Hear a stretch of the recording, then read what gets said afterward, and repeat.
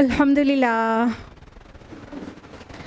अल्हम्दुलिल्लाहि रब्बिल आलमीन वस्सलातु वस्सलामु अला रसूलिहिल करीम व अला आलिहि व अस्हाबिहि अजमईन अम्मा बाद वअऊज़ु बिल्लाहि मिनश शैतानिर रजीम बिस्मिल्लाहिर रहमानिर रहीम या अय्युहन्नासु क़द जाअतकुम मौइज़तुम मिर रब्बिकुम व शिफ़ाउल लिमा फ़िस सुदूर व हुदन व रहमतुल लिल मुमिनीन बिस्मिल्लाहिर्रहमानिर्रहीम रब्बिश्रह ली सदरी व यस्सिर ली अमरी वहलुल उक़दतम मिन लिसानी यफ़क़हू क़ौली। मेरी अज़ीज़ बहनों, दर्स कुरान मजीद में आप सभी का तहे दिल से खैर मक़दम है। अस्सलामु अलैकुम व रहमतुल्लाहि व बरकातुहू। कैसे आप सभी लोग?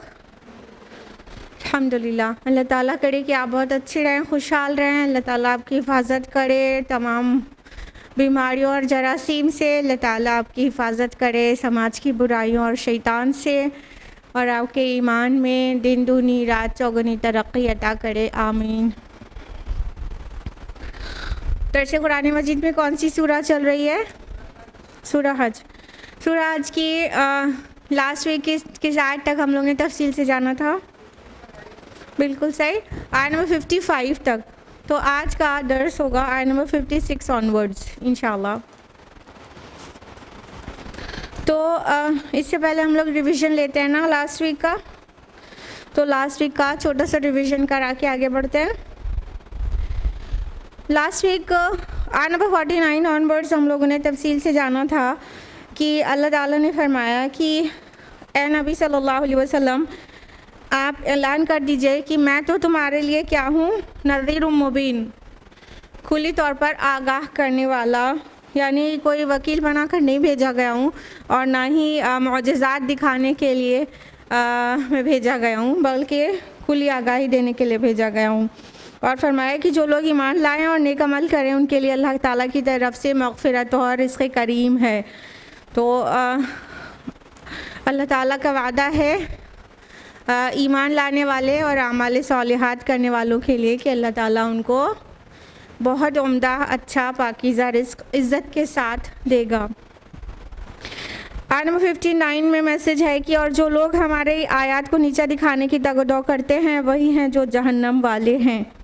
आयत नंबर 52 में है, और हमने नहीं भेजा आपसे पहले कोई रसूल और ना कोई नबी, मगर ये कि जब उसने ख़ुद कोई ख़याल बांधा यानी तमन्ना की तो शैतान ने उसके ख़याल में खलल अंदाज़ी की, और अल्लाह ताला मनसूख कर देता है उसे जो कुछ शैतान ने डाला होता है। फिर अल्लाह अपने फ़ैसलों को पुख्ता कर देता है, और अल्लाह सब कुछ जानने वाला और कमाल हिकमत वाला है।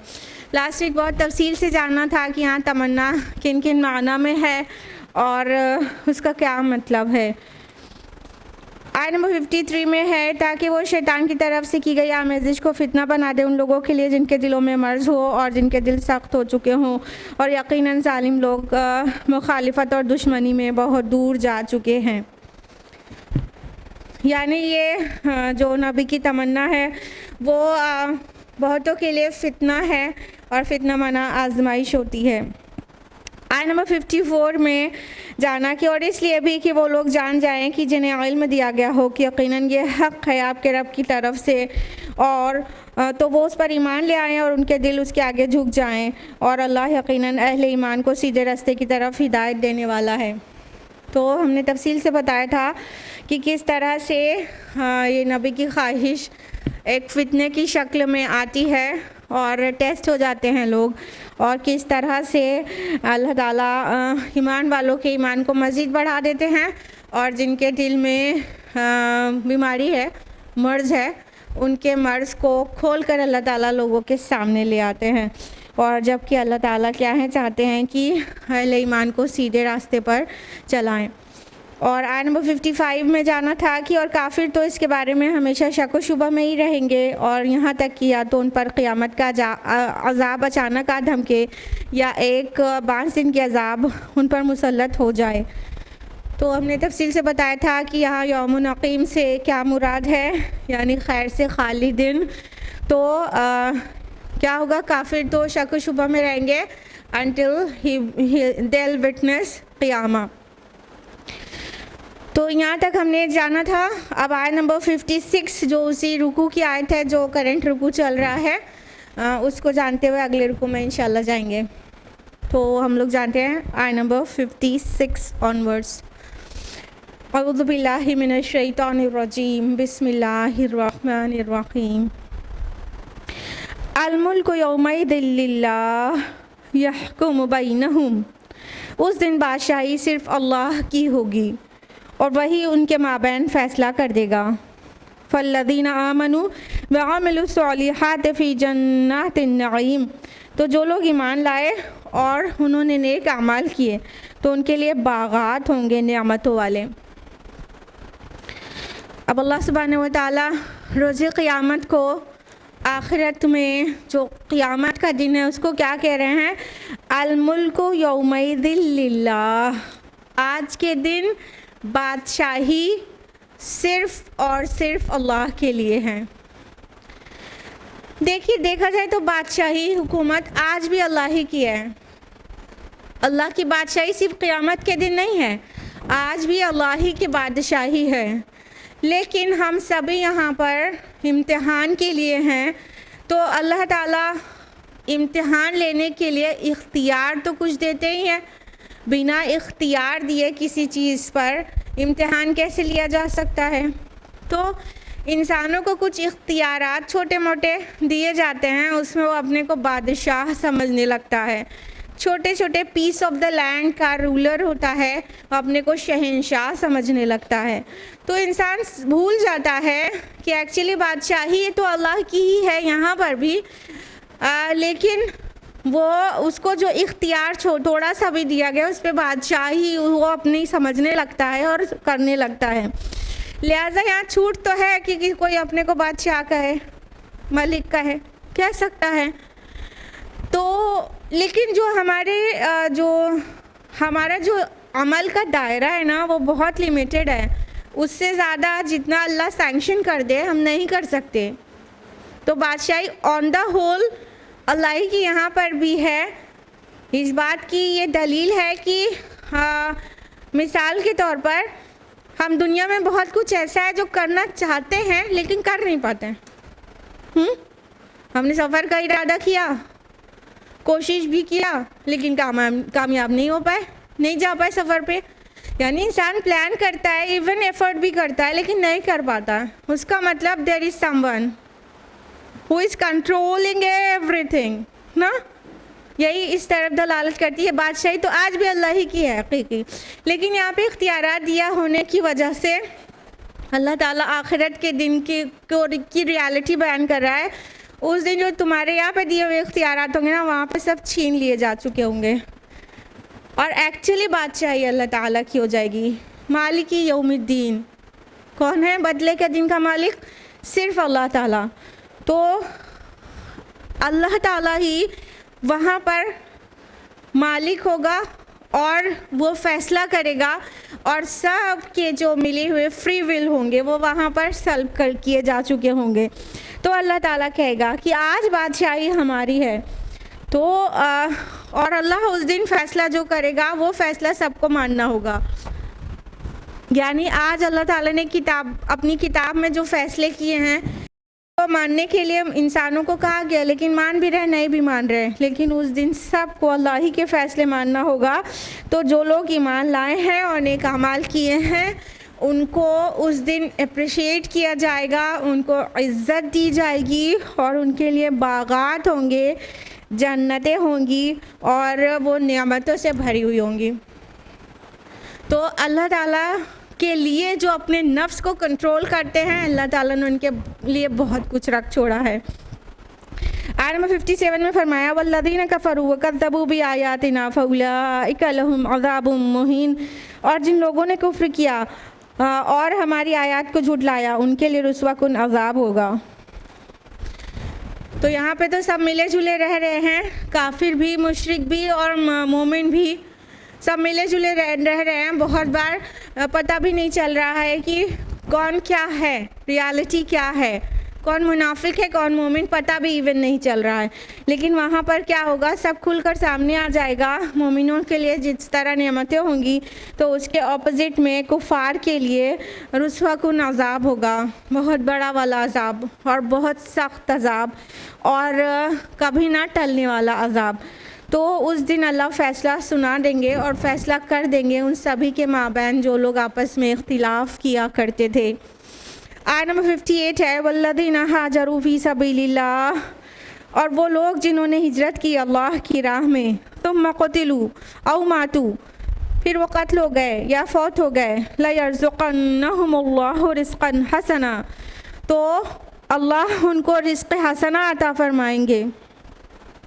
वइन्नल्लाहा लहु खैरुर राज़िक़ीन, और यकीनन अल्लाह ही बेहतरीन रिज़्क़ देने वाला है। अब ज़रा कॉन्टेक्स्ट में आ जाइए ताकि बेहतर समझ में आए।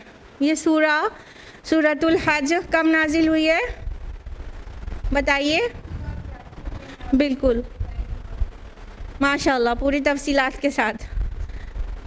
रसूलुल्लाह सल्लल्लाहु अलैहि वसल्लम के मक्की पीरियड के या तो एंड में, या यूँ कहें कि कुछ आयात इन सभी तरह से नाजिल हुई हैं। मक्की पीरियड के एंड में, हिजरत करने में, और मदीना दाखिल होने से बस फ़ौरन बाद, ये एकदम मक्का का लास्ट टाइम और मदीना की एंट्री टाइम, ये वो वक्त है जब सूरतुल हज नाजिल हुई है। अलग अलग आयत पे हमने आपको टाइम टू टाइम तफसील से भी बताया है कि एक्चुअली ये आयत किस नेचर की है और किस वक्त नाजिल हुई है ना। तो ये अभी हिजरत के मुताल्लिक़ आयत आ रही है और गालिबन मक्का के एंड पीरियड में आ रही है, और अभी ये हिजरत नहीं हुई है, पहले से खुशखबरी सुनाई जा रही है ताकि मोरल बूस्ट हो, ताकि मोटिवेटेड रहें और बहुत आसान हो जाए हिजरत मोमिनीन सादिकीन के लिए। तो अल्लाह सुब्हान तआला फरमा रहे हैं कि वो लोग जिन्होंने हिजरत की हमारी राह में, फिर या तो कत्ल हो गए या तबाही मौत मर गए, तो उन सभी के लिए अल्लाह ताला ने रिज़्क़ हसना का वादा किया है। अब देखिए रसूलुल्लाह सल्लल्लाहु अलैहि वसल्लम के चंद जो मानने वाले हैं वो इतने कमज़ोर पड़ गए हैं मक्का में कि उन्हें अपना दीन बचाने के लिए वतन छोड़ना पड़ रहा है, अपनी सरज़मीन छोड़ना पड़ रहा है और इतना प्यारा शहर मक्का छोड़ना पड़ रहा है। और वो बज़ाहिर मालूम होते हैं कि बड़े कुचले हुए हैं, बहुत दबे हुए हैं और किसी की जुल्म से बहुत ज़्यादा ऑप्रेस्ड हैं। तो अल्लाह ताला फरमा रहे हैं कि नहीं, तुम्हें हम क्या देने वाले हैं, तुम ये देखो, जो भी अल्लाह की राह में तर्क वतन करता है, यानी अल्लाह ताला के काम पर अमल नहीं कर पा रहा है किसी पीस ऑफ द लैंड में, तो वो उसको छोड़ता है जब, तो अल्लाह ताला उसके लिए बहुत सारे जो है ब्यूटीफुल एंट्रेंस का और बहुत सारे रिस्क का, बहुत सारे प्रोविजंस का वादा करता है। क्यों जोड़ा जा रहा है रिस्क को हिजरत से? देखिए, जब इंसान अपना वतन छोड़ता है, अपना घर बार छोड़ता है, अपना वेल एस्टेब्लिश्ड बिजनेस छोड़ता है, पूरा का कोठी हो, हवेली हो, वो छोड़ रहा है, झोपड़ा हो वो छोड़ रहा है, और उसका जो माश का इंतज़ाम था, बिज़नेस था, या जो भी वे ऑफ अर्निंग थी उसको छोड़ रहा है, तो अपनी जगह से छोड़ के दूसरी जगह जाने में सबसे बड़ा चैलेंज क्या है? रिस्क का। क्या खाएंगे, कहाँ रहेंगे, यही सवालात तो दिमाग में आएंगे और आ सकते हैं। अपनी सरज़मीन से एक मोहब्बत होती है, उसको छोड़ के जाने में अजीब अजीब से ख़याल नहीं आएंगे? इनफैक्ट ये शायद अभी आप लोग महसूस ना कर पाएँ, या अगर हम आपको कुछ एग्जाम्पल दें तो आप भी महसूस कर पाएँ।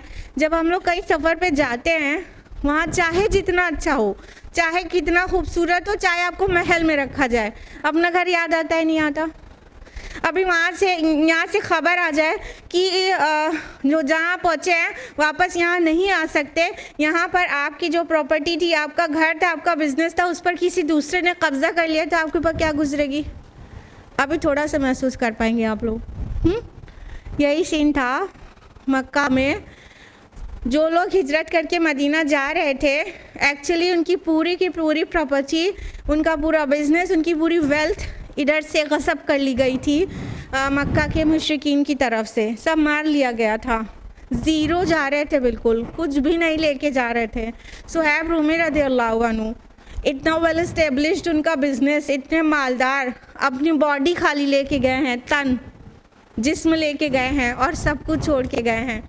तो इतना जब छोड़ के अल्लाह की राह में कोई तर्क वतन करता है तो अल्लाह ताला को इतना पसंद आती है ये चीज़ कि अल्लाह ताला ने उनके जाने से पहले, उनके छोड़ने से पहले उनके खुशखबरियाँ सुनाना शुरू कर दी कि जिन लोगों ने हिजरत की, फिर हिजरत करके जाएंगे तो ज़ाहिर है ग़ज़वा बद्र बगल में रखी है।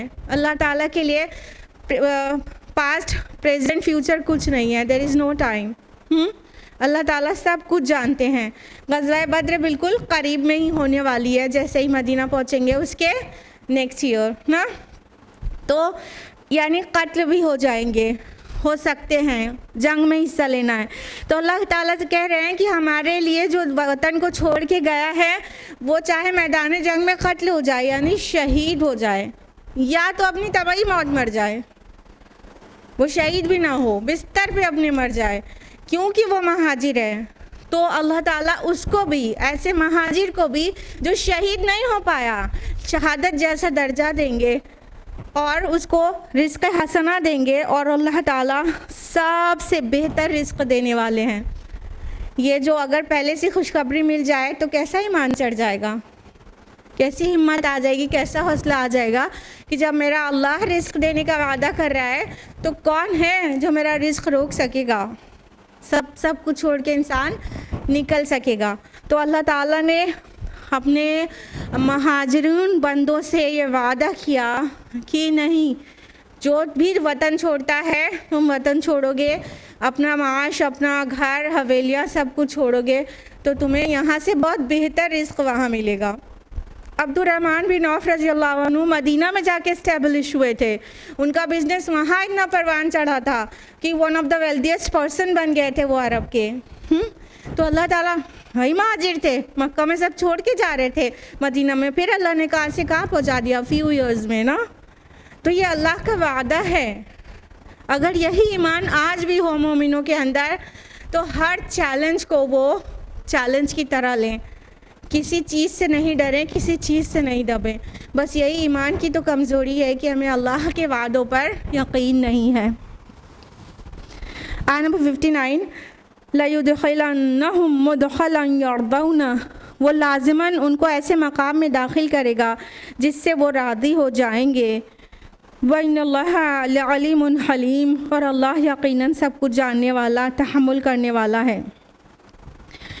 यानी अल्लाह ताला के लिए जो मक्का छोड़ रहा है वो मदीना जाएगा तो उसके लिए ब्यूटीफुल एंट्रेंस है मदीना में भी, और अल्टीमेटली जन्नत में ब्यूटीफुल गेट्स ऑफ जन्ना उसका वेलकम करेंगे। तुमने अपने रब के लिए अपनी सरज़मीन छोड़ा था, आओ ये लो, गेट ही इतना खूबसूरत है तुम्हारे लिए, फिर अंदर की नेमतों के क्या कहने, सुभान अल्लाह। तो अल्लाह ताला उनको बहुत खूबसूरत मकाम में एंट्री दिलवाएगा और वो अल्लाह ताला वो राज़ी हो जाएंगे, यानी वो सारी चीज़ें पाकर राज़ी हो जाएंगे। सहाबा के लिए कुरान मजीद में नो लेस दैन 3 टाइम्स ये कहा गया है रज़ियल्लाहु अन्हुम व रदू अन्हु, कि उनसे अल्लाह राज़ी और वो अल्लाह से राज़ी। तो सबसे पहले हमें अपने नफ्स को आमादा करना होगा इस बात पे कि अल्लाह ने हमें जो दिया है उसका शुक्र है, जो नहीं दिया उसका शुक्र है, जो अल्लाह ताला हमारी तकदीर में लिखा हुआ है उसका शुक्र है, जो भी मसाइब है उसके लिए भी शुक्र है, जो नेमतें हैं उसके लिए भी शुक्र है। हर तरह से अल्लाह से राज़ी रहेंगे पहले हम, तब हमारी जान से हमारे ऐसे अमाल हो पाएंगे कि अल्लाह भी राज़ी हो जाएगा। अव्वल तो हम अल्लाह ही से राज़ी नहीं हैं, शिकवे शिकायत ज़ुबान पे रहते हैं। अल्लाह ताला चाहे जितना नवाज दे, एक कमी कर देता है तो हम रो रो के चीख के शिकवे करते हैं। तो हम तो खुद अल्लाह से राज़ी नहीं है ना, तो अल्लाह हमसे राज़ी हो जाएगा, ऐसे कैसे हो पाएगा। तो पहले हम अपने को पूरी तरह से प्लान करें, प्रोग्राम करें अपने माइंड को कि अल्लाह ताला की हर अता पर हम राज़ी हैं और हर महरूमी पर भी राज़ी हैं। खाली खुशियों के लिए नहीं शुक्र करना चाहिए, मसाइब में भी शुक्र करना चाहिए। हमारे प्यारे नबी सल्लल्लाहु अलैहि वसल्लम का क्या तरीक़ा था, जब कोई तकलीफ़देह ख़बर सुनते थे तो क्या कहते थे, बताइए? अल्हम्दुलिल्लाहि अला कुल्ली हाल, हर हाल में अल्लाह ताला का शुक्र है। तो ये हम नहीं जानते कि जो मसाइब हैं, जो मुश्किलें हैं, वो क्या खैर अपने अंदर समेटे हुए हैं, लेकिन हम ईमान तो रख सकते हैं इस बात पर कि उसमें भी खैर है। और हमारे नबी शुक्र ही करते थे टफ़ टाइम में भी, तो उसमें भी खैर ही है। यानी रोज़ आखिरत जब उस मुश्किल और मुसीबत पे सब्र करने का अजर देखेंगे ना, तो सोचेंगे ऐसे ही हज़ारा मुसीबतें क्यों ना आ गई हमारे ऊपर, सोचेंगे ऐसा, बिल्कुल ऐसा, ऐसी ख्वाहिश करेंगे अल्लाह पाक आपने दुनिया में हमें कुछ भी ना दिया होता, हम रगड़ रहे होते, हमारे पास कोई आज़ाद जिस्म ना होते, हम ज़मीन पर रेंग के चल रहे होते और हम कुछ भी ना मिलता, तो यहाँ पर ये और ज़्यादा और ज़्यादा और ज़्यादा मिलता। तो अल्लाह ताला बेहतर जानते हैं। तो पहले अल्लाह ताला से राज़ी हो जाएं, तो फिर अल्लाह ताला भी आपको खुश कर देगा। रोज़ आखिरत जो कुछ हम देखेंगे वो खुश कर देने वाला होगा। तो अल्लाह ताला जानते हैं और इल्म वाले हैं, यानी आप नहीं समझ रहे हैं, आपसे कुछ लग़ज़िशें कमज़ोरियाँ भी हो रही हैं, तो अल्लाह तहम्मुल से उन्हें दरगुज़र कर रहा है। आयत नंबर 60, तालिक वमन आक़ब बिमिस्लि मा उक़िब बिही, ये तो है ही, और जो शख्स बदला ले उसी कदर जिस कदर उस पर ज़्यादती की गई, तुम बक़िया अलैहि लयंसुरन्नहुल्लाह, फिर उस पर मज़ीद ज़्यादती की जाए तो लाज़िमन उसकी मदद करेगा। इन्नल्लाह लअफ़ून गफ़ूर, यकीनन अल्लाह माफ़ फरमाने वाला और बख्शने वाला है। अब देखिए वो आयत आ रही है जिससे पता चलता है कि अपने ऊपर किए गए जुल्म का बदला भर तक लेना जायज़ है। अब ये मुसलमान मक्का से हिजरत करके मदीना जाएंगे, वहाँ उन्हें जंग की इजाज़त मिलेगी और फिर वो कुफ़ार के साथ जंग करेंगे। यानी कि जो भी हक उनके मारे गए, सारी चीज़ मक्का में हड़प कर ली गई उनकी। रसूलुल्लाह सल्लल्लाहु अलैहि वसल्लम के फूफी का जो घर था वो कितना शानदार था, लेकिन आपके सारे कज़िन्स निकले, वो सब छोड़कर अब्दुल्ला बिन जहाश, शुबैदुल्लाह बिन जहाश, ये सब निकले, तो सब अपना ब्यूटीफुल जो वो था मेंशन कह सकते, एक बहुत शानदार सा महल था उनका, वो छोड़ के निकले थे, वो सब पर कब्ज़ा कर लिया। अल्लाह के रसूल से कह रहे थे एक बार अब्दुल्ला बिन जहाश रज़ियल्लाहु अन्हु, या रसूलुल्लाह, हम लोगों का वो जो घर था वो बहुत शानदार था, उस पर कब्ज़ा कर लिया गया और बहुत अपसेट थे। तो रसूलुल्लाह सल्लल्लाहु अलैहि वसल्लम ने फरमाया कि अब्दुल्ला, क्या तुम नहीं चाहते कि जन्नत में तुमको इसके बदले में बहुत इससे कहीं ज़्यादा शानदार महल मिले? तो बोले मैं अल्लाह ताला की वसीयत पर राज़ी हूँ। बस राज़ी हो गए, भूल गए वो खूबसूरत सा महल जिसमें वो रहा करते थे। जैसे सुनने सुनाने में छोटी बात लगती है ना, आप अपने छोटे से, चाहे आपके पास 3 कमरे 2 कमरे का घर हो, उसको छीन जाने का तसव्वुर कीजिए, फिर आपको पता चलेगा कैसा कल्क और कैसी बेचैनी और कैसा गम और गुस्सा लाहक होता है। मतलब आप घर से निकले और कोई आपके घर पे कब्ज़ा कर ले, फिर आपको कैसा महसूस होगा। शायद ये दर्द आप तब समझ पाएंगे उन महाजरीन का। ये था उनके साथ केस ना, कि एक तो अपने वतन से भी निकाला जा रहा है और फिर उनके पीछे वो सारी चीज़ हड़प कर ली जा रही है, और कोई जाना चाह रहा है तो कह रहे हैं कि तुम्हारे बिज़नेस और तुम्हारी वेल्थ का एक फूटी कौड़ी भी नहीं ले जाने देंगे, सब कुछ यहीं छोड़कर जाओ, हमसे कमाया है तुमने। सुहैब रूमी रज़ियल्लाहु अन्हु से कुफ़ार ने ये कहा था, सब कुछ छोड़ कर निकल रहे हैं। तो अल्लाह ताला की तरफ से ये इजाज़त आ गई कि जितना जुल्म किया गया है, ज़्यादती की गई है, उसके बराबर का बदला लेना तुम पर जायज़ है। ध्यान से देखिए इस आयत को, कि फरमाया कि वमन आक़ब बिमिस्लि मा उक़िब बिही, तो जो शख्स बदला ले उस कदर जिस कदर उस पर ज़्यादती की गई हो। उक़ूबत किस चीज़ को कहते हैं? किसी चीज़ के रिटर्न में कोई एक्शन लेने को, रिटेलिएशन को, बदला लेने को। अक़बा मीन्स होता है पीछे आने वाला, आक़िबत इसीलिए आखिरत को कहते हैं, पीछे आने वाली। तो उक़ूबत उसी बदले को कहते हैं जो किसी अमल के रद्द अमल में हो। ठीक है, तो ये है वो बात कि अल्लाह ताला फरमा रहे हैं जितना तुम्हारे ऊपर जुल्म किया गया हो, इस्लाम इजाज़त देता है कि उतना ही बदला उससे ले लिया जाए। ध्यान रहे, उतना ही, ठीक है। ये नहीं कि ईंट का जवाब पत्थर से देंगे। अगर जो जालिम है उसने मज़लूम को जितना नुकसान पहुंचाया है, मज़लूम ने उससे बढ़कर उसको नुकसान पहुंचा दिया, तो मज़लूम अब खुद जालिम हो गया। लेकिन अगर जो जालिम है उसने जो नुकसान पहुंचाया है, मज़लूम पर जो जुल्म किया है, अगर उसने माफ़ कर दिया तो उसके दर्जात की बुलंदी है। लेकिन अगर उसने बदला लिया बिल्कुल उसी के हम पल्ला, इक्विवेलेंट, तो मज़लूम का बदला लेने वाला एक्शन हरगिज़ भी गुनाह का बाइस नहीं होगा। क्लियर है ना पॉइंट? बराबर का बदला लेना जायज़ है, लेकिन ईंट का जवाब पत्थर से नहीं। अब इसमें कई फ़िक़ी बहसें हैं, उसमें हम तफसील में नहीं जा रहे हैं कि इमाम शाफ़ई रहमहुल्लाह कहते हैं कि जैसे जिस टाइप का बुराई की गई होगी बिल्कुल उसी टाइप से क़िसास लिया जाएगा। जैसे किसी को काट के मारा है किसी ने, तो जालिम को काट के मारा जाएगा, जला के मारा है तो जालिम को जला के मारा जाएगा, वगैरह वगैरह। लेकिन इमाम शाफ़ई रहमहुल्लाह कहते हैं कि नहीं, क़िसास में तरीक़े को फ़ॉलो नहीं किया जाएगा, मारूफ़ तरीक़े से क़िसास लिया जाएगा वगैरह। ये फ़िक़ही वैसे इसमें तफसील में नहीं भी जा रहे हैं, लेकिन आपको इतना पता होना चाहिए कि बराबर का बदला लेना इस्लाम में जायज़ है, गुनाह नहीं है। एक वो थॉट है कि एक गाल पे चाटा मार दिया तो दूसरा गाल भी पेश कर दिया, इस पे भी मार दो। ऐसे तो जालिम का बहुत ताकत बढ़ जाएगी, समझ रहे हैं? जालिम की बहुत ताकत बढ़ जाएगी और मज़लूम की मज़लूमियत और इंतहा को पहुंच जाएगी, बहुत जुल्म बढ़ जाएगा। तो इस्लाम ने बदला लेने भर की इजाज़त दी है।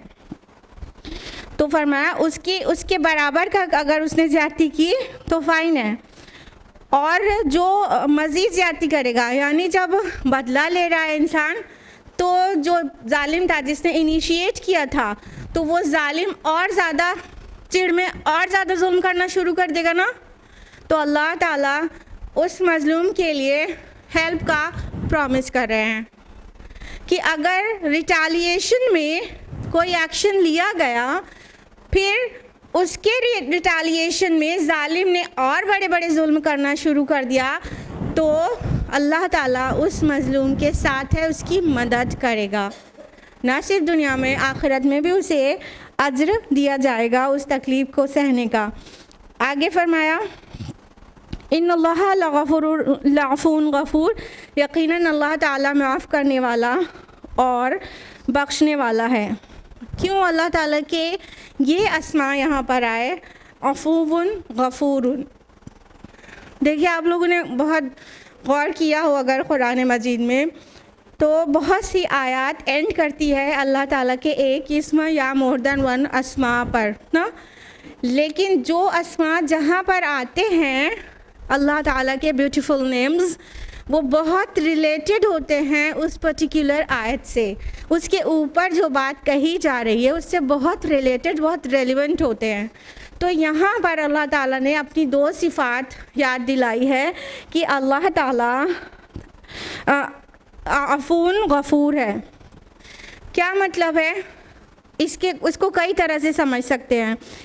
एक तो ये कि जो मज़लूम है उसने कुछ तो खून का बदला कुछ तो खून से लिया, नॉर्मल हालात में ये जायज़ तो नहीं था, लेकिन बदला लेने में जायज़ हो गया। तो अल्लाह रहम करने वाले, माफ़ करने वाले और दरगुज़र करने वाले हैं। तो अल्लाह ताला उसको पनिश नहीं करेंगे जो कुछ तो खून का बदला उसी वे में ले रहा है, यानी अल्लाह उसे दरगुज़र किए रहेंगे, उसको बिल्कुल माफ़ किए रहेंगे। यहाँ तक कि एक बिट इधर उधर भी हो जाए तो भी अल्लाह ताला चश्मपोशी से काम लेंगे। कहने का मतलब पूरा इंच टेप से नाप के तो बदला नहीं ले पाएंगे, थोड़ा सा इधर उधर हो सकता है तो वो अल्लाह ताला वो उतना माफ़ कर देंगे। दूसरी तरह इस आयत को इस तरह भी समझ सकते हैं कि अल्लाह ताला इजाज़त तो दे रहे हैं कि तुम बदला ले लो, लेकिन अपनी दो जो सिफ़ात याद दिला रहे हैं तुम उसको अपने अंदर जज्ब करो। रिटालिएशन से बेटर क्या है? फॉरगिवनेस, माफ़ कर देना। तो तुम भी दरगुजर से काम लो और माफ़ कर दो तो तुम्हारे लिए बहुत बेहतर है। सूरतुल बकरा में कहा गया कि जो वो अपने जो तुम पर किया गया उतना बदला लो लो तो तुम पर कुछ गुनाह नहीं। लेकिन सूरतुल शूरा में क्या कहा गया? लेकिन अगर तुम माफ़ कर दो और दरगुजर कर दो तो ये उलुल अज़्मी के काम है। ठीक है, तो बदला लेना जायज़ भर है, लेकिन माफ़ कर देना प्रेफरेबल है। माफ़ कर देना इंसान के ग्रेड्स को हायर और हायर कर देगा। तो अभी जो बैठे बैठे आपके दिमाग में प्लानिंग चलने लगी थी, अच्छा बदला लेना जायज़ है, तो अभी उसका बदला चुका के आते हैं। अगर आपने ये प्लान करने लगे थे, जायज़ तो रहेगा, लेकिन व्हाट्स बेटर? फॉरगिवनेस, माफ़ कर देना बेहतर है। अल्लाह ताला उसको एप्रिसिएशन में क्या कह रहे हैं? उलुल अज़्मी के काम कह रहे हैं। ये बड़ी हिम्मत और हौसले का काम है। खैर, बदला लेना आसान है, गुस्से में इंसान रिटालिएट करता है, लेकिन ज़ब्त करना, बर्दाश्त कर लेना और पूरी तरह से माफ़ कर देना जालिम को, ये बड़ों के काम है, बड़े बड़ों के काम है। तो अगर आप बड़े बड़े बनना चाहते हैं, अगर अल्लाह ताला की इन दो सिफ़ात को अपने अंदर जज्ब करना चाहते हैं और माफ़ कर देना चाहते हैं, तो जाहिर है ये बड़ा काम होगा। तो बेहतर है ऐसी अल्लाह ने सिफ़ात याद दिलाई जो बेहतर की तरफ आपको गाइड भी करें। जायज़ का दर्जा अलग होता है, तक़वा और उसका एहसान का दर्जा अलग होता है। समझ गए? कोई चीज़ जायज़ होगी तो कानूनन जायज़ हुई, लेकिन उसका एक दर्जा ये होता है कि एहसान कर दिया जाए, वो उससे ऊपर की चीज़ होती है। इसको दिलों का तक़वा कहते हैं और एहसान कहते हैं, जिसमें अज्र बढ़ा के मिल जाता है। जो बदला लेने में बस ये है कि गुनाह नहीं पड़ेगा, लेकिन माफ़ कर देने में नेकी बढ़ाकर मिल जाएगी। आयत नंबर 61, दालिका बिअन्नल्लाह युलिजुल लैला फिन्नहारि व युलिजुन नहारा फिल्लैल, और ये इसलिए कि अल्लाह रात को दिन में दाखिल करता है और दिन को रात में दाखिल करता है। व अन्नल्लाह समीउन बसीर, और ये कि अल्लाह सब कुछ सुनने वाला और सब कुछ देखने वाला है।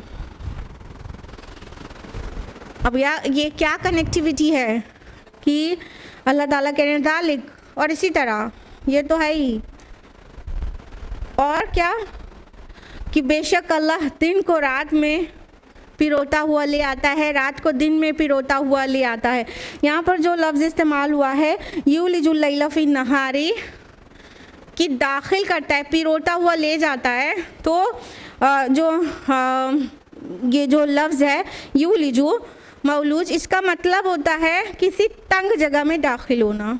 ठीक है, तंग जगह में, इसका मतलब होता है कॉइलिंग भी। ठीक, तो अल्लाह ताला अपना एक साइन बयान कर रहे हैं, एक निशानी बयान कर रहे हैं। इससे पीछे की चीज़ों को रिलेट करेंगे हम लोग, कई तरह से रिलेट हो सकती है। पहली बात तो ये हो गई कि जो इससे जस्ट ऊपर जो आयत थी, आयत नंबर 60, कि जो मज़ीद ज़्यादती करेगा मज़लूम पर तो अल्लाह ताला उसकी मदद करेगा। अब वहाँ की सिनेरियो में सोचिए कि ये टूटे फूटे मुसलमान एकदम हारे मन से देखा, बज़ाहिर ऐसा लग रहा है कि खाली अपनी जान को, अपने दीन को बचाने के लिए उनको अपना घर बार तक छोड़ना पड़ गया। किस कदर मज़लूम और किस कदर कमज़ोर है, ऐसा लग रहा है ना। तो अल्लाह ताला कह रहे हैं जो हस्ती रात को दिन में, दिन को रात में ले आती है, जो इतना बड़ा निज़ाम चला रही है, उस हस्ती के लिए क्या मुश्किल है कि मज़लूम की वो मदद करे। बज़ाहिर ऐसे लगते हैं ना कमज़ोर लोग कभी भी मतलब ताकत में नहीं आ सकते, ऐसा बिल्कुल भी नहीं है। तो अल्लाह जब पूरी कायनात का निज़ाम चला सकता है तो इसके लिए क्या मुश्किल है कि अपने कुछ बंदे जो अभी कमज़ोर हैं ज़मीन में, उनकी मदद करके उनको स्ट्रॉन्ग बना दे। उसके लिए बहुत आसान है। एक बात तो ये हो गई। दूसरी बात ये हो गई कि इसे पीछे का जो पूरा तसलसल चला आ रहा है, बहुत पीछे से देखें कि जो नेक हैं उनको जन्नत के बाग होंगे, जो अल्लाह की तकज़ीब करने वाले हैं उनको जहन्नम मिलेगी, जो लोग हिजरत करेंगे उनको अल्लाह ताला बहुत बढ़ाकर रिज़्क़ हसना अता फरमाएंगे, और जो जुल्म करेंगे तो उनका बदला लेना जायज़ है, और जो उस पर फर्दर जुल्म करेगा तो उसके लिए अल्लाह हेल्प करेगा वगैरह वगैरह। ये पूरा पीछे का कॉन्टेक्स्ट के साथ मिलाकर अगर हम इस आयत को देखें तो इससे पता ये चल रहा है कि जो अल्लाह ताला इन चीज़ों पर, सारी चीज़ों पर कुदरत रखने वाला है, उसका इख्तिदार है इस बात पर कि सूरज को निकाले और सूरज को गुरूब कर दे। तो उन सब चीज़ों में एक मुसलमानों को एक हौसला दिया जा रहा है कि तुम देखो कि जो अल्लाह तुम्हारा पुष्टपना है वो इतनी कुदरत वाला है। तुम इन निशानियों में गौर करो कि अल्लाह ताला रात को दिन में और दिन को रात में पिरोता हुआ ले आता है, उसके लिए कितना आसान है तुम्हारी हेल्प करे, एक पॉइंट ऑफ व्यू। दूसरा पॉइंट ऑफ व्यू कि हर रात के बाद सुबह आती है। तुम अभी मजलूम हो, तुम अभी कुचले हुए हो, दबे हुए हो, मत समझो कि हमेशा ज़मीन पर इसी तरह दबे हुए रहोगे। बहुत जल्द ही सुबह आने वाली है। ये अपने जुल्म ज़्यादती की रात तुम पर किए हुए हैं तो तुम पर बहुत जल्दी फतह और गलबे का सूरज तुलू होने वाला है। तुम इंतज़ार करो और आफाक और अनफुस में गौर करो, तुम पा जाओगे कि कोई भी हालत एक जैसी रहने वाली होती ही नहीं।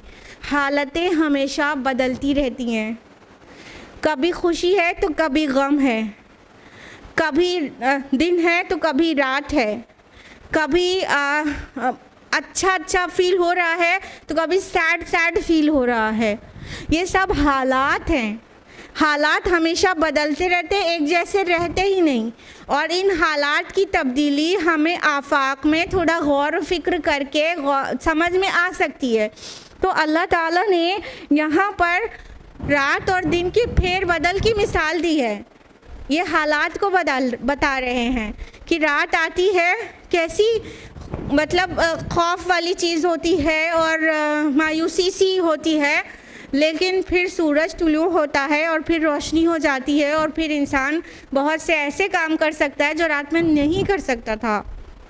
तो ये हालात बदलते रहते हैं, लेकिन हम क्या है कि सूरज के तुलू और गुरूब पर गौर नहीं करते और उसको मामूली बात समझते हैं, जबकि वो मामूली हमारे लिए सिर्फ़ और सिर्फ इसलिए हो गई कि 24 घंटे में हम ये दोनों चीज़ रोज़ाना देखते हैं। लेकिन जब गौर करेंगे तो पता चलेगा ना कि ये एक्चुअली कितनी सारी निशानियाँ अपने अंदर समेटे हुए, सिर्फ एक निशानी सूरज का तुलू होना और गुरूब होना। आज हम एस्ट्रोनॉमी जानते हैं, आज हम फलकियात जानते हैं थोड़ी बहुत, उससे हमें पूरे निज़ाम का काफ़ी हद तक पता चल रहा है कि किस शानदार तरीके से चीज़ें होती हैं। तो ये एक डिसिप्लिन भी शो करता है कि अल्लाह ताला की कुदरत बिल्कुल कामिल है, उसका इक़्तिदार पूरी तरह मुस्तकिल है और पूरा उस पर कुदरत रखता है। उसके इंतज़ामात निहायत मुस्तहकम हैं। कोई चीज़ सूरज को नहीं डिले करती कि वो तुलू हो जाए, कोई भी चीज़, और कोई भी चीज़ सूरज को गुरूब होने में नहीं बीच में आती, चाहे कितने बड़ा VIP शहर में आ जाए। होता है क्या? आज बहुत बड़े VIP साहब आए हैं, MIP साहब आए हैं, तो आज सूरज थोड़ा देर में गुरूब हो जाए, होता है क्या? अल्लाह ताला का निज़ाम इतना मुस्तहकम और इतना फ़ाइन वे में होता रहता है। तो अल्लाह ताला रात और दिन को बहुत बार बहुत जगहों पर निशानी के तौर पर पेश करते हैं, तो उस पर गौर किया करें। अल्लाह चाहते हैं कि हम गौर करें निशानियों में। तो यहाँ पे बहुत क्लियर इससे जो मैसेज मिल रहा है, तो वो ये है कि ये कुफ्र और जहालत का जो अंधेरा प्रिवेल हुआ है अभी मक्का में, इसके बाद एक ईमान और इस्लाम का सूरज तुलू होने वाला है बहुत जल्द। उसका मैसेज दे रहा है अल्लाह ताला कि जिस तरह से रात के बाद दिन आ जाता है तो वो आने वाला है दीन इस्लाम के लिए भी। और इसी तरह किसी का इख्तिदार रहता है तो उसका सूरज गुरूब हो जाता है, फिर दूसरी बार किसी और का इख्तिदार हो जाता है। ये सारे मैसेजेस हैं इसके अंदर। तो अल्लाह ताला फरमा रहे हैं कि और ये इसलिए कि अल्लाह ताला रात को दिन में दाखिल करता है और दिन को रात में दाखिल करता है, और ये सब कुछ सुनने वाला और अल्लाह ताला सब कुछ देखने वाला है, समीउन बसीर है। यानी अल्लाह ताला को बेहतर पता है कि मुहाजिरून के दिल पर क्या गुज़रती है। वो सुन रहा है और देख रहा है। और अल्लाह ताला ऐसा नहीं कि बस फौरी फ़ैसला कर ले, अभी किसी उसके मोमिन सादिक बंदे को तकलीफ़ पहुंचाई, अभी अल्लाह ताला को इतना गुस्सा आ जाए कि सब तलपट करके रख दे। नहीं, अल्लाह ताला सब कुछ देख रहे हैं। और जो रिवॉर्ड पनिशमेंट की जगह है ना, वो एक्चुअली दुनिया नहीं है, वो आखिरत है। और आखिरत के लिए यहाँ टेस्टिंग है। जिसके दिमाग में और इल्म में ये सब कुछ क्लियर रहता है ना, उसके लिए बहुत आसान रहता है तकलीफ़ें बर्दाश्त करना, बहुत आसान। अल्हम्दुलिल्लाह। अल्लाह से दुआ करें कि अल्लाह ईमान मजबूत करे और कुरान में खूब गौर-फ़िक्र करें, और ये सारे हक़ाइक़ जब बहुत वाज़ेह हो जाएंगे ना जहन में, तो हर चीज़ को सहना आसान हो जाएगा, सिचुएशन को टैकल करना आसान हो जाएगा, सब कुछ बहुत आसान हो जाएगा। इंसान झुंझलाता क्यों है? क्योंकि जो चीज़ देख रहा होता है उसको रियलिटी समझता है। वो रियलिटी नहीं, वो टेस्ट है। रियलिटी तो आखिरत में होगी, जो रिटर्न होगा उसका। हम यही जो पूरा अल्लाह ताला का क्रिएशन प्लान है ये भूल जाते हैं। इसीलिए यहाँ पर मुश्किलें हैं, परेशानियाँ हैं, गम है, उसमें एकदम से झुंझला के बिल्कुल कोई अजीब ही बातें करने लगते हैं, कोई अजीब ही फैसले ले लेते हैं, और बहुत ज़्यादा टेंस हो जाते हैं और रातों की नींद अपनी गंवा देते हैं और डिप्रेशन का शिकार हो जाते हैं। ये सब कुछ सिर्फ इसलिए है कि हम जो अल्लाह ताला का पूरा यूनिवर्स का यूनिवर्सल क्रिएशन प्लान है उसको याद नहीं रखते। जैसे आप रिकॉल कर लें ये चीज़ को कि ये तो टेस्ट है, जब मुश्किल महसूस हो तो आप समझ लें, इंस्टेंटली आप उसको रिकॉल करें कि ये अल्लाह ताला की तरफ से मेरे सब्र का टेस्ट है, बस और कुछ भी नहीं है। हालत है, बदल जाएगी। अभी मुश्किल दे रहा है कोई, कल अल्लाह आसानी देगा। हालत है, ये बदल जाएगी, और हर हालत आपकी आजमाइश के लिए आई है। बस ये याद कर ले, बहुत आसान हो जाएगा।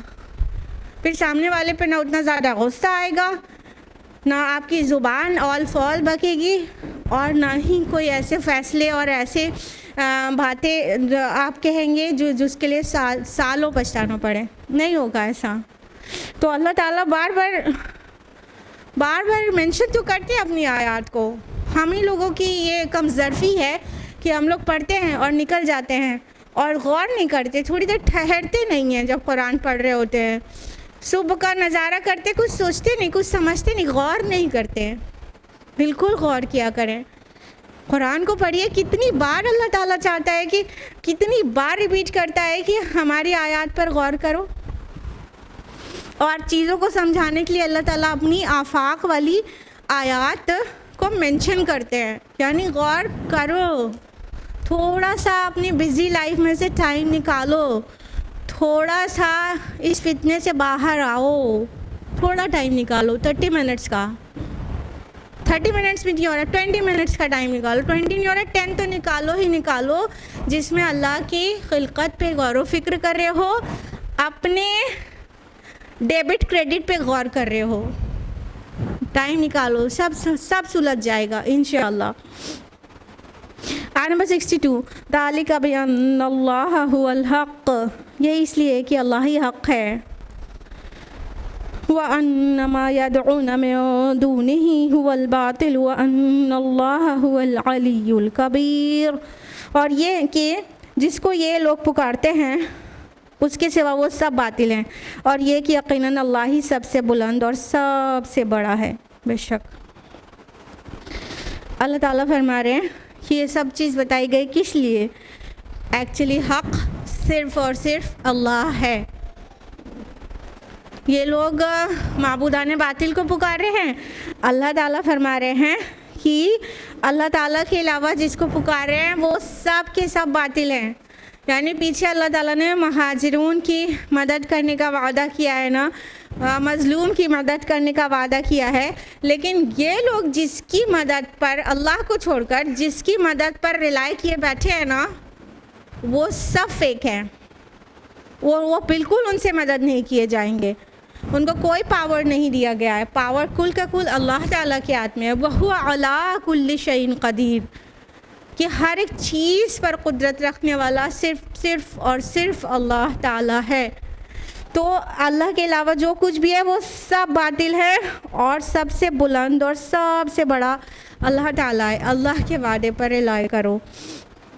आयत नंबर 63, अलम तरा अन्नल्लाह अंज़ला मिनस समाई माअ, क्या तुमने देखा नहीं कि अल्लाह आसमान से पानी नाजिल करता है? फतुस्बिहुल अर्दु मुख़दर्रा, तो ज़मीन सरसब्ज़ हो जाती है। इन्नल्लाह लतीफ़ुन ख़बीर, यकीनन अल्लाह बारीक बीन और बहुत बाखबर है। अब अल्लाह सुब्हानहू व तआला एक और मिसाल से मोमिनीन सादिक़ीन की ढारस बंधा रहे हैं। अब क्या मिसाल दी? वो भी हमारे गिरदो पेश जो चीज़ें होती हैं उन्हीं में से, कि क्या तुमने देखा नहीं कि अल्लाह ताला कैसा आसमान से पानी नाजिल फरमाता है, तो फिर ज़मीन बिल्कुल सरसब्ज़ और शादाब हो जाती है, ग्रीनरी हो जाती है पूरी। यानी एक मुर्दा ज़मीन पर बंजर सूखी नहीं कोई वेजिटेशन दे रही ज़मीन पर अल्लाह ताला बारिश बरसाते हैं, तो फिर क्या होता है?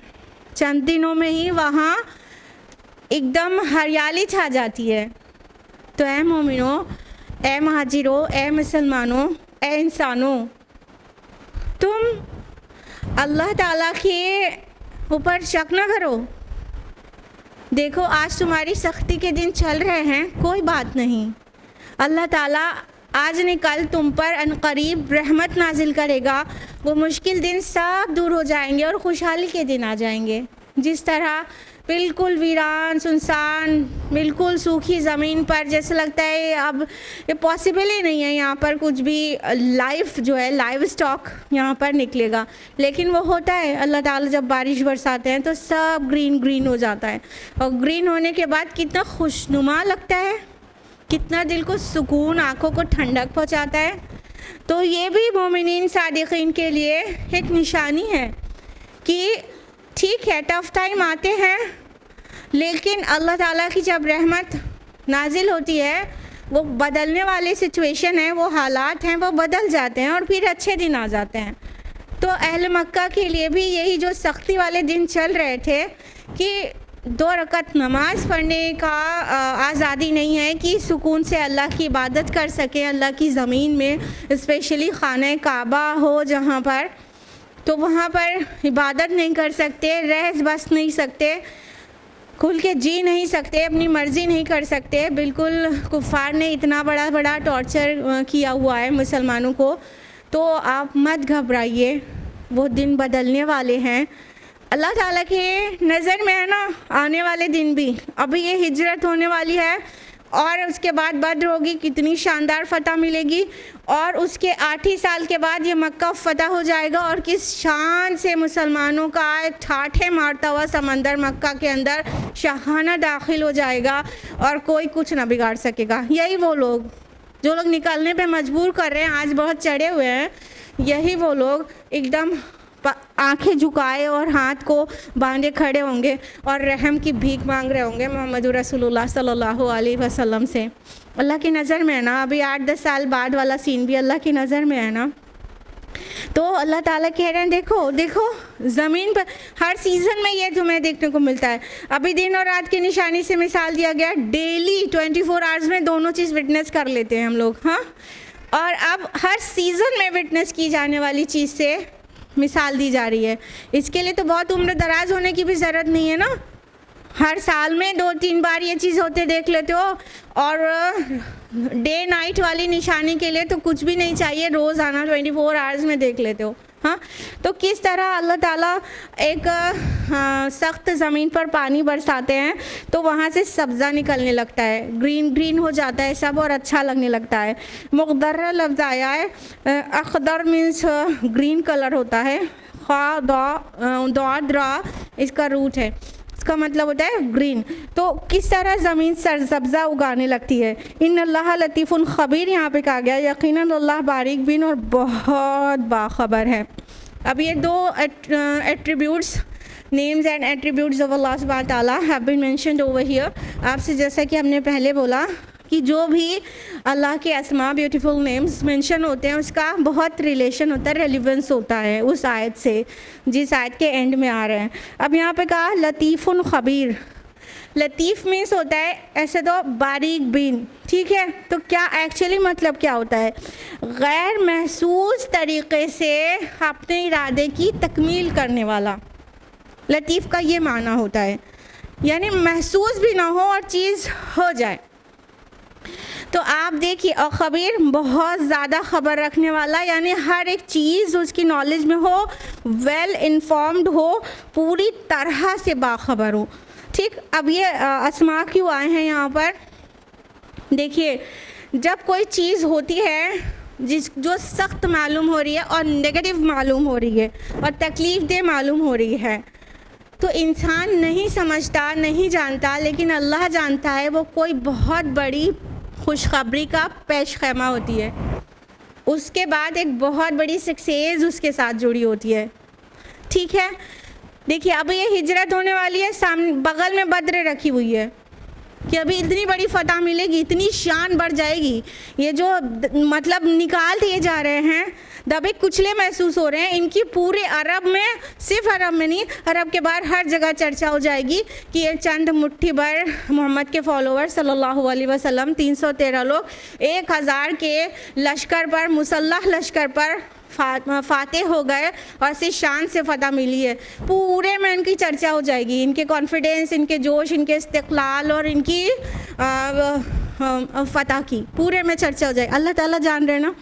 तो कुछ चीज़ें होती हैं जो थोड़ा सा टाइम लेती हैं। प्रीवियस एग्जाम्पल से देख लीजिए, जब बारिश होती है तो फ़ौरन ग्रीन नहीं हो जाता, क्या होता है, it takes a little time ना, धीरे धीरे। वो बारिश एक खुशखबरी है, वो पेश ख़ैमा है हरियाली का, ठीक है। उसके बाद हरियाली हो जाती है, थोड़ा सा टाइम लगता है, लेकिन वही ज़रिया बन जाता है किसी खुशखबरी का।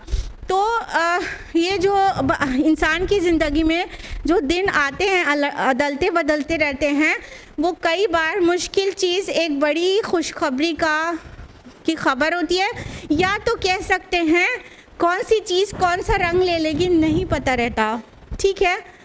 माइक्रोस्कोप ईजाद हुआ तो किसी ने ये सोचा था कि मेडिकल साइंस कहाँ पहुँच जाएगी और हाँ साथ में एटम बॉम्ब और हाइड्रोजन बॉम्ब तक मामला हो जाएगा, नहीं पता था। इतनी सी चीज़ के बाद कितनी बड़ी चीज़ हो जाएगी, nobody was aware of it. Columbus जब निकला था अपने जगह से सफ़र करने के लिए, तो किसी को पता था कि यूएसए की बिना डाली जा रही है आज के दिन, किसी को पता था, नहीं पता था। चीज़ें थोड़ा टाइम लेती हैं, लेकिन फिर क्या से क्या हो जाती हैं। तो अल्लाह ताला जो काम करता है वो बहुत लतीफ़ तरीक़े से करता है, बहुत बारीकी के साथ, गैर महसूस तरीक़े से, इंसान को पता नहीं चलता, लेकिन वो उस चीज़ का ज़रिया बन जाता है, जो बाद में आउटकम आता है तो पता चलता है। तो कभी कोई गम भी आता है जो बहुत बड़ी खुशखबरी का पेश ख़ैमा होता है। आखिर अबू सलमा की डेथ हुई तो उम्मे सलमा रज़ी अल्लाह अन्हा कितनी डिसहार्टेंड थी, और वो ये कहती थी अबू सलमा जैसे कौन हो सकता है। लेकिन उनको उनके नबी ने, ईमान तो पहले ही ले आई थी, उनको उनके नबी ने सिखाया था जो दुआ उसको पढ़ा करती थी। अल्लाह ताला ने क्या दिया, अबू सलमा से बेहतर कोई हो सकता है? हो सकता है, हो सकता है, नबी हो सकता है। अल्लाह ताला ने नबी सल्लल्लाहु अलैहि वसल्लम उनके निकाह में दे दिया। हाँ, ये ऐसा होता है। उस वक्त तो कितना गम था, लेकिन अबू सलमा फौत नहीं हुए होते तो एक साथ 2 मैरिज हो पाती क्या उनकी? क्या उनको उम्मुल मोमिनीन बनने का शर्फ हासिल हो पाता? अबू सलमा को फौत होने का गम उन्हें बर्दाश्त करना पड़ा, तब उम्मुल मोमिनीन बनने का शर्फ उनको मिला और जन्नत में नबी सल्लल्लाहु अलैहि वसल्लम के साथ में होंगी। इतना बड़ा शर्फ। तो कई बार चीज़ें ऐसी होती हैं जो बज़ाहिर बहुत तकलीफ़देह होती हैं, लेकिन वही एक्चुअली एक बहुत बड़ी खुशखबरी का कि एक साइन होता है, एक बीज डाली जाती है वहाँ पे। वो तकलीफ़देह भी हो सकता है, वो अजीब भी हो सकता है, वो कंफ्यूजिंग भी हो सकता है, वो इरिटेटिंग भी हो सकता है, कैसा भी, लेकिन उसके बाद जो आउटकम उसका आना रहता है थोड़ा सा टाइम लेता है, लेकिन जब वो आउटकम आता है तब पता चलता है इंसान को कि अच्छा ये वजह थी, अल्लाह ताला ने ये प्लान किया था। समटाइम्स आपको ये दिन भी देखने को भी नहीं मिलेगा दुनिया में कि अच्छा अल्लाह ने ये प्लान किया था, ज़िंदगी भर नहीं उसका रिज़ल्ट नहीं दिखेगा, डायरेक्ट आखिरत में दिखेगा। तब तो आप राज़ी हो जाएंगे, राज़ी हो जाएंगे। बड़े मसाइब उठाए, बड़ी तन्हाई, बड़ी घुटन, बड़ा अकेलापन, बहुत गम, बहुत बीमारी, बहुत कुछ, सिर्फ मैंने सहा है, सिर्फ सहा है, ऐसी ऐसी फीलिंग आती है हमेशा। और जन्नत में जब आखिरत में जब उस सहने के बाद जन्नत की चाबी हाथ में दे दी जाएगी तो बंदा सोचेगा वल्लाह और मैंने क्यों ना सहा, इतना सा क्यों सहा, और बहुत सहने को मिल जाता और तकलीफ़ें डाल देता अल्लाह ताला। तो ऐसा भी हो सकता है दुनिया में, इवन पता भी ना चले, डायरेक्ट आखिरत में पता चले। तो हर एक चीज़ पर्पसफुल होती है और अल्लाह ताला के हर काम बारीक बीनी के साथ होते हैं, गैर महसूस तरीक़े से होते हैं। हम चाहते हैं कि अभी हमें गुस्सा आया, अभी सामने वाले का कुछ भी अंजाम हो जाए, बस अभी सब कुछ हो जाए। नहीं, अल्लाह ताला का काम बहुत लतीफ़ तरीक़े से होता है, गैर महसूस तरीक़े से होता रहता है। कई बार इंसान ऐसे कुछ दूसरों के लिए ट्रैप तैयार कर रहा होता है, उसी में खुद फंस जाता है। होता है नहीं होता? तो जिस वक्त वो ट्रैप तैयार कर रहा होता है ना उसे पता होता है, ना उसके जिसके लिए वो कर रहा है उसे पता होता है, अल्टीमेटली वो खुद ही उस ट्रैप में फंस जाता है। तो अल्लाह का काम बहुत बारीक बीनी से होता है और अल्लाह ताला क्योंकि हर चीज़ से ख़बरदार है तो वही तो वेल प्लान कर सकता है ना, जिसके नज़र में पास्ट प्रेजेंट फ्यूचर सब आया हो, यकसा हो, वही वेल प्लान कर सकता है। हम और आप नहीं कर सकते। हम प्रेजेंट देख सकते हैं और ज़्यादा से ज़्यादा पास्ट हमें याद रहेगा, फ्यूचर तो देख नहीं सकते। बहुत अच्छी प्लानिंग कर सकते हैं, नहीं कर सकते। Indian constitution one of the best constitutions कहलाता है वर्ल्ड का। साल में 1, 2, 3 बार अमेंडमेंट्स होते रहते हैं। क्या प्लान करते हैं, क्या प्लान करते हैं? अपना बेस्ट समझ के प्लान करते हैं, अगले साल वो धराशायी हो जाता है, दूसरा कानून लेके आना पड़ता है। समझ रहे हैं? इंसान फ्यूचर नहीं देखता तो नहीं प्लान कर सकता, सिर्फ वो ही बेस्ट प्लानिंग कर सकता है जो फ्यूचर भी देख रहा हो, और वो ज़ात सिर्फ एक है और वो अल्लाह ताला की ज़ात है। आयत नंबर 64, लहू मा फिस समावाति व मा फिल अर्द, उसी का है जो कुछ आसमानों में है और जो कुछ ज़मीन में है। व इन्नल्लाह लहुल गनीयुल हमीद, यकीनन अल्लाह बेनियाज है और अपनी ज़ात में ख़ुद हमीद है।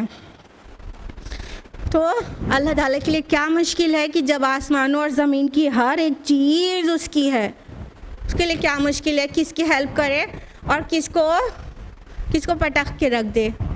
अल्लाह के लिए बहुत आसान है। बस अल्लाह को अपना यार, अपना दोस्त बनाए इंसान, सब आसान हो जाएगा। और अल्लाह ताला क्या है? अल-गनी है, बेनियाज है। नहीं मानोगे ए अहले मक्का? नहीं मानोगे, नहीं उस पर ईमान लाओगे, उसकी खालिज करके इबादत नहीं करोगे, मत करो। अल्लाह अल-गनी है, वो बिल्कुल बेनियाज है, उसे किसी की ज़रूरत नहीं, वो इंडिपेंडेंट है और वो फ्री फ्रॉम ऑल नीड्स है, उसको आपकी ज़रूरत नहीं है। और वो अल हमीद है, अपने आप में सतूदा सिफ़ात, अज़ खुद तारीफ़ किया हुआ। हम और आप दूसरों की तारीफ़ के मोहताज हैं। कोई तारीफ़ कर दे तो कहा जाएगा अरे वो बहुत अच्छी है, उनकी तो बहुत तारीफ़ होती है। किसी के करने से हमारी तारीफ़ होगी? नहीं तो नहीं। अल्लाह ताला की तारीफ़ हमारे और आपके करने से नहीं है, अज़ खुद अज़ खुद तारीफ़ किया हुआ है। इस हमीद का ये माना होता है। किसी की तारीफ़ करने से जो प्रेज्ड है उसको हमीद नहीं कहते, जो अपने आप में प्रेज्ड है उसको हमीद कहते हैं। तो अल्लाह ताला अल हमीद है, अपने आप में तारीफ़ किया हुआ। हम अल्हम्दुलिल्लाह कहें, हम सुभान अल्लाह कहें, हम अल्लाहु अकबर कहें, हम ला इलाहा इल्लल्लाह कहें या ना कहें, अल्लाह ताला अपने आप में तारीफ़ किया हुआ है। बहुत सारे फ़रिश्ते उसकी तारीफ़ और तस्बीह बयान करते हैं और वो अपने आप में पूरी तरह से मुकम्मल है, हर खामी हर ऐब से मुनज़्ज़ा है, मुबर्रा है। इसलिए उसे हमारी और आपकी ना ईमान की ज़रूरत है ना इबादत की, हमें और आपको उसकी ज़रूरत है। तो हमें और आपको उसके पीछे पीछे भागना चाहिए। अल्लाह ताला हमको हिदायत के सामान कर रहा है, यही क्या कम है, हमें उसका शुक्र करना चाहिए। तो आयत नंबर 64 तक ये हुआ है। आज के लिए हम यहीं पर रुकेंगे और अल्लाह ताला से दुआ करेंगे कि अल्लाह ताला हम सभी को कुरान मजीद पढ़ने, समझने, गौर व फ़िक्र करने, गौतासनी करने की तौफ़ीक़ अता फ़रमाए और कुरान के ज़रिए हमारी दुनिया और आखिरत अल्लाह दोनों संवार दे। आमीन या रब्बल आलमीन। वाखिर दावाना अनिल हम्दुलिल्लाहि रब्बिल आलमीन। वस्सलामु अलैकुम व रहमतुल्लाहि व बरकातुहू।